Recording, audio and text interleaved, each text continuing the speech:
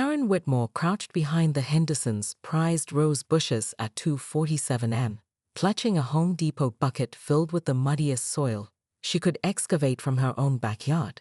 Her perfectly manicured nails, now caked with dirt, trembled as she peered through the thorny branches at the Hendersons' crystal-clear pool that had been the source of her torment for 3 months.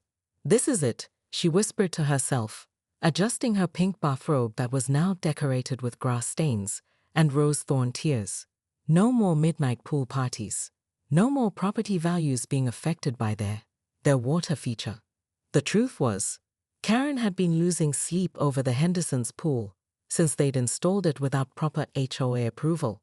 As the newly elected president of the Maple Grove Homeowners Association, she'd sent 17 certified letters, made 43 phone calls, and attended 4 emergency board meetings. The Hendersons had ignored every single one. "Karen, honey, are you sure about this?" her husband Bob had asked earlier that evening, watching her fill buckets with mud like a woman possessed. "Maybe we should just call the lawyers again." "The lawyers are useless, Bob. They've been reviewing the case for 2 months. Sometimes you have to take matters into your own hands." Now, standing at the pool's edge with her bucket of revenge, Karen felt a surge of righteous fury. The underwater lights cast an ethereal glow through the water, and she could see the automatic cleaner doing its mindless dance along the bottom. It was almost beautiful. Almost. "You want to ignore the rules," she muttered, tipping the bucket. "Let's see how you like this." The mud hit the water with a satisfying splash, creating dark clouds that billowed through the pristine blue. Karen watched with grim satisfaction as months of frustration poured into the pool along with the dirt. She was already reaching for her second bucket when a voice cut through the night. "What the hell are you doing?" Karen spun around to find Jim Henderson standing in his backyard door, wearing nothing but boxer shorts, an expression of pure disbelief. His wife Sandra appeared behind him, her mouth agape. I'm... Karen's prepared speech about HOA violations evaporated. Standing there in her mud-stained bathrobe, holding a bucket of dirt, she realized she might have crossed a line. "You're destroying our pool," Sandra shrieked. "Are you insane? Your pool is in violation of HOA Regulation 47B. Karen shot back, her voice cracking. "I sent you 17 letters. So you decided to dump mud in it." Jim's voice was dangerously quiet. At 3 in the morning. Karen looked at the murky water, then at the Hendersons' horrified faces, then at her own dirt-covered hands. For the first time in months, she felt a flicker of uncertainty, but it was too late to turn back now. "The association will be in touch," she said with as much dignity as she could muster, then turned and marched toward her house, leaving muddy footprints across their lawn. Karen stood at her kitchen window at 6:30 am, watching through her lace curtains as the Hendersons frantically worked to clean their pool. She'd barely slept, alternating between feelings of vindication and a gnawing worry that she might have gone too far. The coffee maker gurgled behind her, but she couldn't bring herself to turn away from the window. "Karen." Bob's voice was cautious as he entered the kitchen. "The Hendersons are outside with some kind of industrial vacuum." "I can see that, Bob." Karen's voice was tight. She watched Jim Henderson struggling with a massive pool cleaning system while Sandra stood nearby, gesturing wildly at something on her phone. The doorbell rang. Karen's stomach dropped.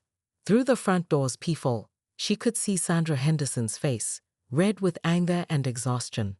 Behind her stood Jim, looking like he'd aged 5 years overnight. "Karen Whitmore, you open this door right now." Sandra's voice carried through the entire house. Bob appeared at Karen's shoulder. "Maybe we should call our lawyer." "I don't need a lawyer. I'm the HOA president. I was enforcing community standards." But even as she said it, Karen felt less certain. She opened the door with what she hoped was an air of authority. "Sandra, Jim, how can I help you?" "Help us?" Sandra's voice went up an octave. "You destroyed our pool. Do you know how much it's going to cost to drain and refill that thing?" "Your pool was installed without proper permits," Karen replied, though her voice lacked its usual conviction. "I sent you multiple notices. So you decided to commit vandalism." Jim's calm tone was somehow more unsettling than his wife's shouting. At 3 in the morning. It wasn't vandalism. It was enforcement. Enforcement. Sandra laughed bitterly. Lady, you dump mud in our pool. That's not enforcement. That's revenge. Karen felt her cheeks burning. I was protecting our property values. Your unapproved pool affects everyone in the neighborhood.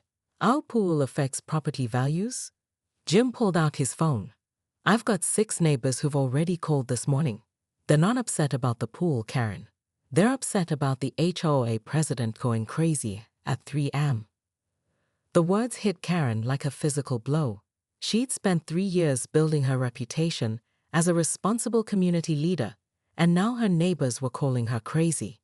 I think you both need to leave, Bob said, stepping beside his wife. We can discuss this through proper channels. Oh, we will, Sandra said, her voice dripping with promise. Emergency HOA meeting tonight. 7 o'clock.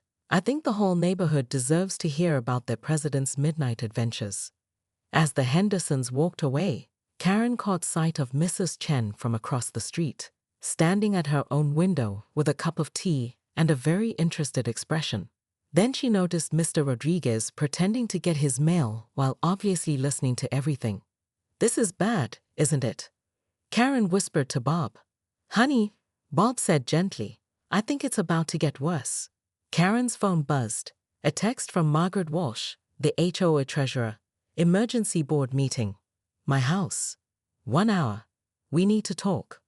Karen stared at the message, reality crashing down around her. She'd been so focused on winning the war against the Hendersons that she'd forgotten about the battlefield she was standing on. The community center had never seen a crowd like this. Karen arrived at 6:45 p.m. to find the parking lot full and a line of neighbors stretching around the building. Someone had set up a table selling t-shirts that read, Save our pools, and Karen was right. This is insane, Bob muttered as they pushed through the crowd. Half these people don't even live in our HOA district. Karen spotted news cameras and what appeared to be a documentary crew. Her viral fame had turned the HOA vote into a spectacle, and she wasn't sure if that helped or hurt her cause. Inside, the community center was packed beyond capacity. Karen recognized maybe half the faces. The rest were strangers drawn by the media attention. The Hendersons sat in the front row, looking exhausted and overwhelmed. Margaret Walsh called the meeting to order, her voice barely audible over the crowd noise. This is an emergency session to address the actions of HOA President Karen Whitmore and determine her fitness to continue in leadership. This is a witch hunt, shouted someone from the back. Karen did what needed to be done. She's a vandal, countered another voice. She destroyed private property. Margaret banged her gavel repeatedly. Order. This is a formal HOA proceeding, not a public forum. Karen stood up, her heart hammering. I'd like to address the board and the community. The room fell silent. Karen walked to the front, acutely aware of the cameras following her movement.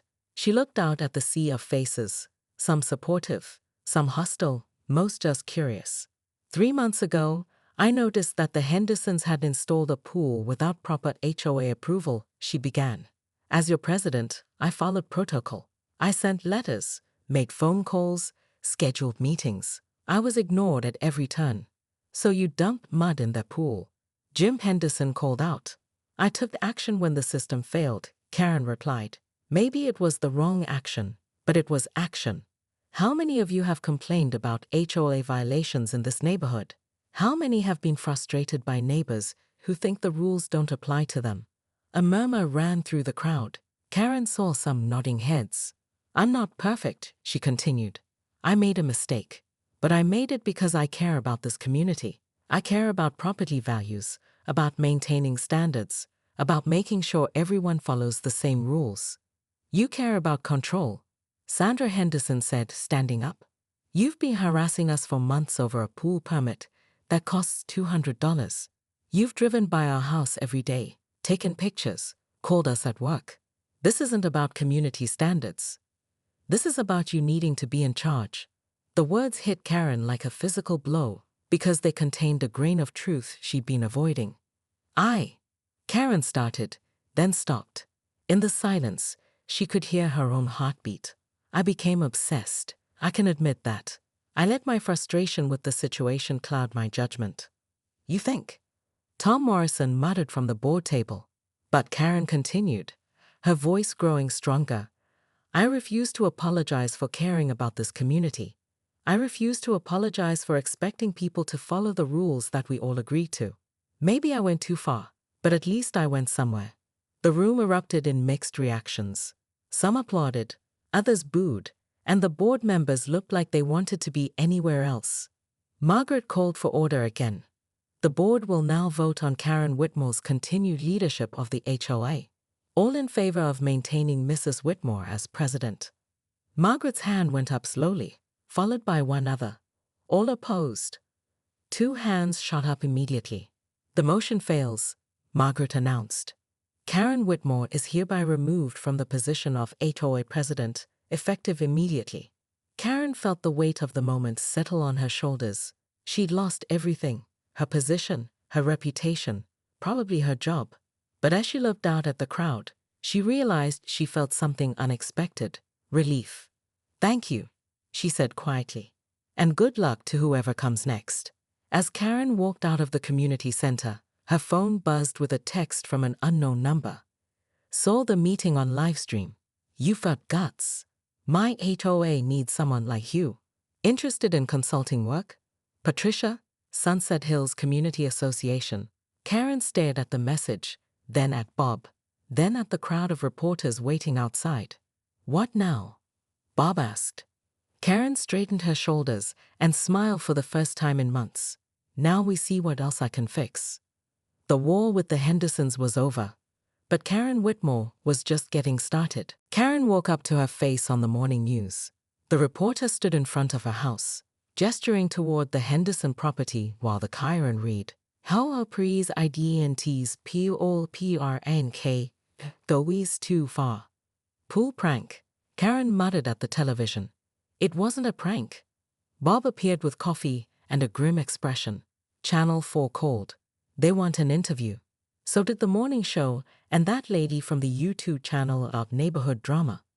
Karen's phone had been buzzing nonstop since 6 a.m. Text messages from neighbors, unknown numbers, and 3 different lawyers offering their services. The doorbell had rung 12 times before she'd stopped answering.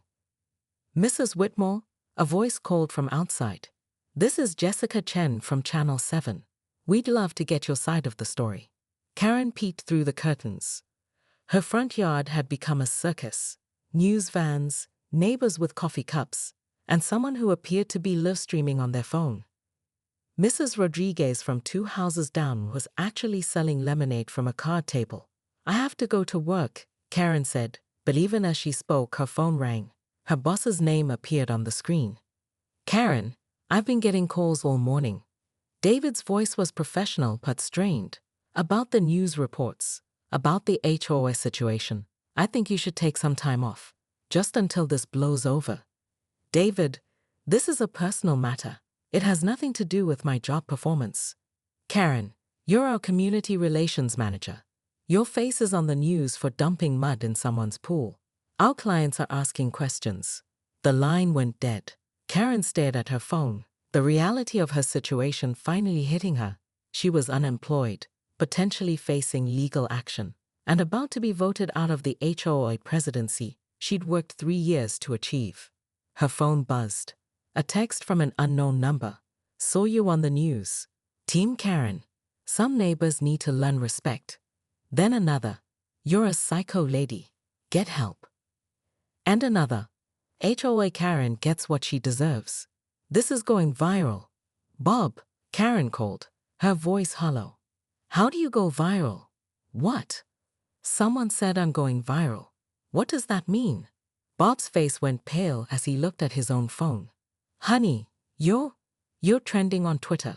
There's a hashtag #PoolKaren. Karen felt the world tilt. Show me. The Twitter feed was a nightmare of memes, comments, and video clips. Someone had created a compilation of Karen moments, with her pool incident as the climax. The comments ranged from supportive to vicious, with most falling somewhere in between. I need to fix this, Karen said, standing up abruptly. I need to explain what really happened. Karen, maybe you should wait. But Karen was already walking toward the front door. She stepped outside into the chaos of her front yard, immediately hit by the bright lights of news cameras and the barrage of questions from reporters. Mrs. Whitmore, can you comment on the pool incident? Are you planning to resign from the HOA? Do you regret your actions? Karen looked directly into the nearest camera, her heart pounding. I want to make something clear. I am not some crazy person who attacks pools for fun.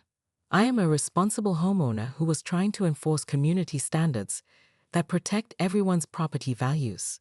So you admit to dumping mud in the pool? I admit to taking action when the proper channels failed. The Hendersons have been ignoring HOA regulations for months. I sent 17 certified letters. 17 letters about a pool. Karen realized how that sounded. It wasn't about the pool.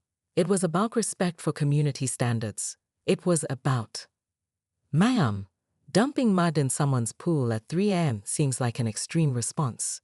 Sometimes extreme situations require decisive action, Karen said, her voice growing stronger. I stand by my decision to protect our neighborhood. As she spoke, Karen noticed the expressions on the reporters' faces. They weren't taking her seriously. They were looking at her like she was exactly what the internet said she was, a crazy woman who'd lost her mind over a pool. But she kept talking anyway, because stopping would feel like admitting defeat. The emergency HOA board meeting felt like a tribunal. Karen sat at Margaret Walsh's dining room table, facing 3 of her fellow board members who looked like they'd rather be anywhere else. Margaret, usually Karen's most reliable ally, couldn't even meet her eyes. So, said Tom Morrison, the board secretary, consulting his notes with theatrical precision, let me make sure I understand.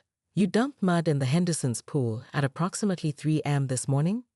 I was enforcing HOA regulations, Karen replied, her voice smaller than she intended. They've been ignoring our correspondence for months. Enforcing regulations. Janet Phillips, the board's newest member, leaned forward. Karen, there's a process for enforcement. Fines, legal action, mediation. Not mud dumping. The process wasn't working. The process takes time, Margaret said quietly. We've been through this before with other violations. You know that. Karen felt the walls closing in. I'm the president of this association. I have a responsibility to maintain community standards. You have a responsibility to act professionally, Tom shot back. Do you realize what you've done? We could face a lawsuit. The Hendersons could sue the entire association, and they'd probably win. They were in violation. They were in violation of a pool permit requirement. Janet's voice rose. The penalty for that is a $200 fine, not property destruction. Karen stared at her hands, still bearing traces of mud under her nails despite her vigorous scrubbing. I thought they would finally listen.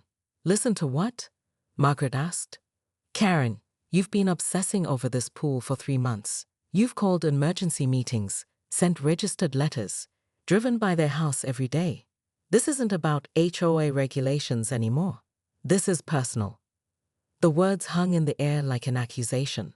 Karen felt her carefully constructed world crumbling around her. I'm trying to protect our neighborhood, she whispered. You're destroying it, Tom said bluntly. I've had 12 phone calls this morning. 12. Half the neighborhood thinks you've lost your mind, and the other half wants to know if they need to lawyer up because their HOA president is unstable. Karen's phone buzzed, a text from her neighbor across the street. Saw the news van. Everything okay? News van? Karen's voice cracked. Margaret nodded grimly. Sandra Henderson called Channel 7. Ho president's midnight pool attack is apparently newsworthy. The room fell silent. Karen felt like she was drowning in the implications of what she'd done.